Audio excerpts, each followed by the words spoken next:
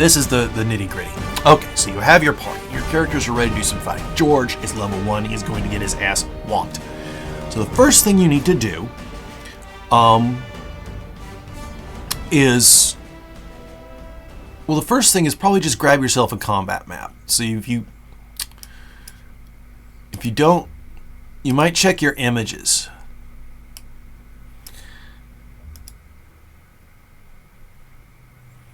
And you know, maybe you bought some map packs. FG Battle Maps is a good one. So see, there we go. We got a little battle map right here. Players do not see it yet. So first you have a map, and you want to add your baddies to it. Okay. That's player vision. So they have line of sight and everything. So now you need bad guys. So you got your map. I just pulled one from images. Then you go to encounters.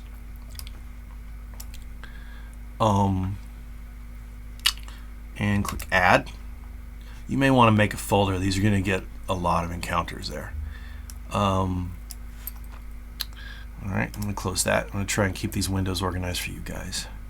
Alright, so what you'll see immediately if you didn't have this enhanced encounter window before is the differences. One, on the right here, there's all these.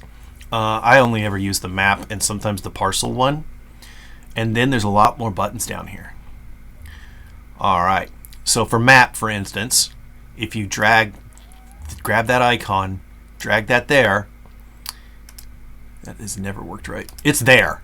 You see that map is now in your encounter, so when you pre-make this encounter for the game, you open this encounter, it will have everything you need to get it going. Alright, but we need some bad guys. So let's open the NPCs window, the little skull here. And who should we have them fight? Well, you can, if you know what you want to fight, you can just type it in there. Let's say we want to fight a bunch of orcs. But some of these cats are level 4, so let's grab a war chief and grab an orc. And that's all you do. Now, first off, I like to have them unidentified. You can set them to unidentified and it'll show up as unidentified creature. You want them to be hostile if you want to fight. And the orc war chief only has a clan of 1 orc, so let's set it up here.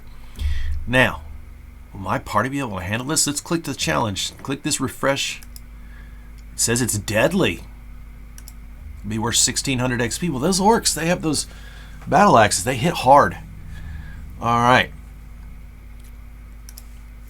So, orcs. Tutorial, so I know to delete this later. Alright. Now, if you're worried that you can always lock it. That way you can't accidentally change things, but that's fine to know. So, we got our NPCs, so close that. Now, we put them on the map. So what you do is you got these little icons here. Let's put our war chief in a square here.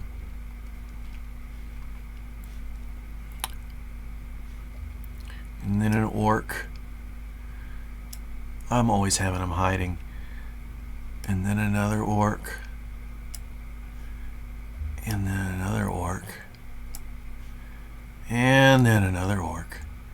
This orc will be a decoy. See, I'm going to make him a decoy for an ambush. Alright, so there they are. And if you want to see what their line of sight is, you have to have the proper settings on. So, that being said, click the unlock button, and then you will see, do you see that right there, unlocked? You will see this show up, and this is the map editing. So the first thing you want to do is realize that, oh, okay, never mind, I see the problem. Let's turn some lights on here. So these are lights. I am going to throw some lights in my dungeon here. There we go. Now we can see orcs line of sight. So the first one is just a regular light, token vision. You won't use these too much unless you really want to get to it. And ambient lighting, which you're not going to have inside a cave. And there's presets for all of these: dawn, sunlight, dusk, moonlight. These presets are mostly just for fun. But anyway, I threw some light on the situation. Now, you're immediately going to be like, "Oh, things are going to not work until you go back here." And then you're in play mode. One last thing: this map has a grid built into it, but if you don't see a grid, just click the last option here that says grid in the eye, and there's the grid. Now, for the rest of this, I would recommend just play with these other things. You can draw on it, you can add effects and stuff like that. Be careful if some of your players have slow computers. Line of sight, you can do a whole tutorial on that, but if you get a map, get one that already has it. Alright, and to get that out of the way, I'm going to lock that back. Alright, so now I got my orcs positioned, but now that I've been playing with it, if I click off this orc, that's what it would look like to the players, kind of. If they click off the player, I don't think they see anything. So, but if you want to see what it looks like as a player or as your orc, you click Player Vision Preview Mode. Shut that off, then you get your DM mode. This is Token Lock, which prevents the players from moving themselves without it being approved. I don't know what that is. Huh. Oh, I think you can shut off your pins. Alright, anyway, so now you got your encounter. But now let's put the players in. So what you do is you if you grab the link, I do this all the time, it won't do anything. So grab the player's face, Sarah Connor here. And let's say they've just come from over here. Now you can see what she sees. If you really want to, you can turn that on. So she sees that orc. She's like, "Oh, guys, there's an orc. Come on." Grab Janus. Ravina. I think these came with this sample campaign. Tanner. And Curious George. Which, by the way, that random token just worked out for that. So they're here. Now, lock this. And here's what happens if you close this. Watch the orc tokens, because they weren't really there. That was just placement. All right, so get your encounter back. Orcs tutorial. See, I'm glad I gave it that name. Now, here's where the enhanced encounter window really comes in handy. First thing you want to do, these buttons are kind of in order how things go. Oh, this is cool. I've never used it. All right. So first, you add the encounter to the combat tracker. Bam. But they're all hidden right now. Okay, right? Next, well, it does that automatically. Let's see what this button does. Well, looky there. That shares the map with the players. So I got my player open on the other screen. So now all the players can see the map. And you'll see your logged in players. The rest of these are DM controlled, but they'll appear in a little tiny icon there. Also, it shows them all my maps. I like to have that. If it's unidentified, then it says unidentified map image. There's what they see. Okay. So we got our creatures. You can make them visible one at a time. This is unidentified creature number 5. So they can see him. So over here you have show NPC. It's a little eye right there. So yeah, now the players will be able to see that orc. If you click Sarah Connor, she's like, "Oh, hey, an orc. All right." Now on their screen, you're really not going to get the full picture, so you just have to trust me on this. So, they've already got their initiative, but your players don't have initiative yet. So, let's move this down here, close this. So I want my encounter window open, but it doesn't have to be that big right now because we're going to do the fight. Oh, what did I just do? All right. I need to, apparently I was testing a fight. So, you see here it says round 3. That means you forgot to reset your round. So, go to initiative. See that menu? The handshaking is initiative.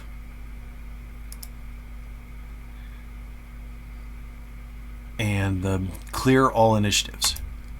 That resets it to round 1. Unfortunately, it also reset my creatures, which is very annoying.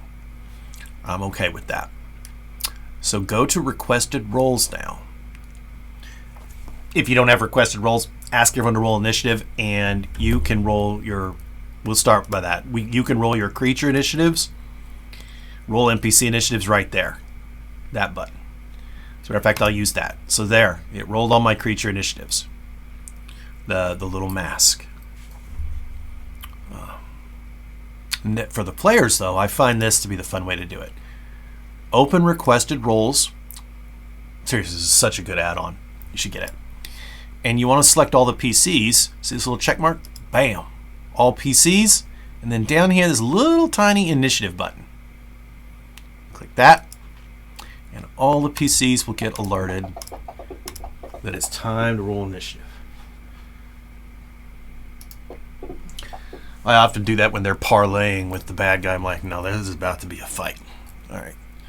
So, all right. Fantasy Grounds trick number 1 that you may or may not know does not work with requested roles.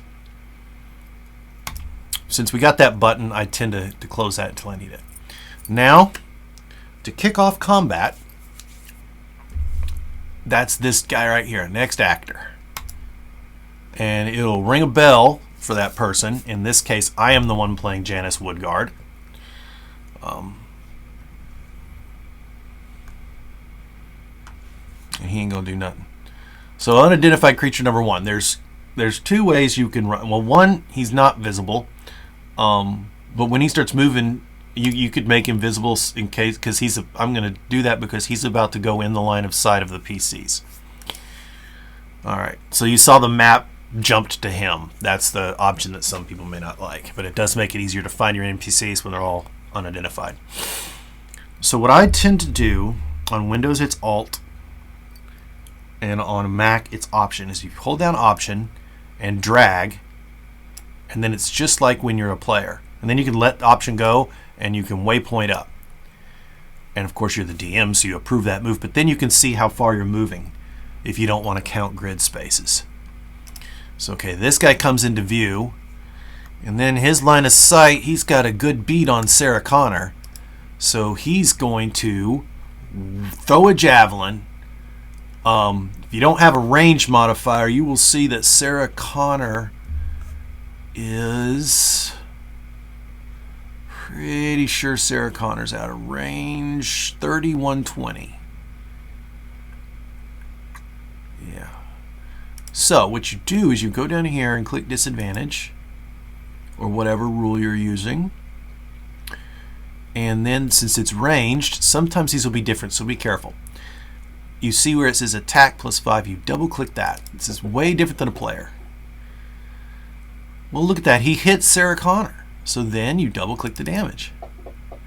That's the only thing different than the player. You don't really have a character sheet. That being said, from this, if you have a target, don't forget targeting is exactly the same. Control click. You can also do your attack here by double clicking the text. Missed that time, but I'm gonna. And the damage. I'm going to damage her anyway because I don't like her. Alright. So you can, and then you can do strength checks. Well, I thought. Maybe not. Intimidation. Some things are rollable, some aren't. That used to be. otherwise. So this is a good time. Let's go real quick. Faction. Targets is just the same. You got space and reach. Say you randomly gave your orc a halberd. You just change that to 10. And then when you mouse over him, you see that box there is a lot bigger about his reach. But he doesn't have a halberd, so his reach is 5. It will not update that automatically, unfortunately. Offense, that's the new one. You got all this stuff. Attack damage, melee, and then a ranged attack damage. There it is. These are your defense abilities. If you need to roll a strength check, that's where you do it. Everything else is the same. Effects, you have a lot more control than the players do.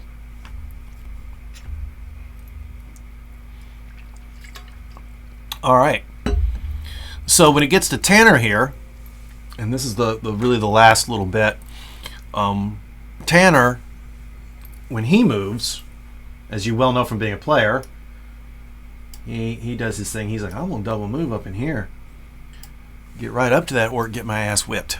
So now you have the player has made their move, and you got to decide. Well, you didn't see that ooze right there, and you may want to say, well, you can't do that, and just exit off. Also, you can mess with their move too, but that's mean. And then you just approve that move. Often you will have players be like, I'm moving. Try and get your players to play like you're at a table. But yes, so that's simple.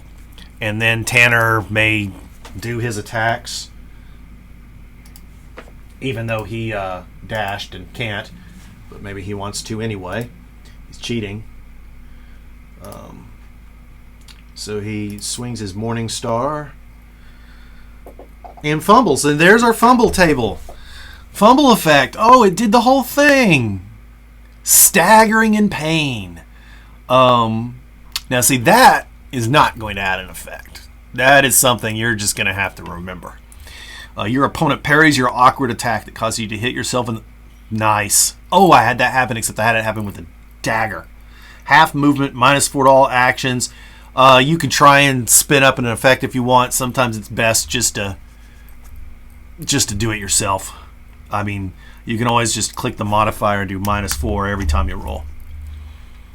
Okay. So, that's combat. Say that they kill everyone successfully, or the orcs surrender for some reason.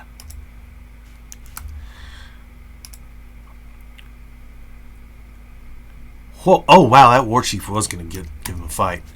All right, so when something dies, you just hit that, and it takes them off the map, and that's fine. That's not breaking anything. It's just making it easier. You may want to leave them there so you remember where a body is for some role-playing reason, but I, in this case, am not. So, now we're up to the next button. The combat is complete. The next button here is Add Encounter to Party Sheet. You click that, and then what happened there, I showed you this earlier. See, Orcs Tutorial. It's not yet awarded. You don't have to open the party sheet. You just click this last button. Award XP. Look, they misspelled encounters in the tooltip. And it divides up the XP to everybody. And if anyone levels, that next level automation will tell them that they have enough to level. So that's combat. And you made the encounter, added the creatures to the map. Add encounter to combat tracker, and that adds them to the combat tracker and places them on the map where you placed them earlier. Oh, well, I didn't like that. That's weird. I don't know what that button's for. It just threw the NPCs random. Well, I guess if you haven't placed them, you didn't feel like placing them, you just throwing this encounter together, you just do that and then place them manually. So now you can move them around to wherever you want.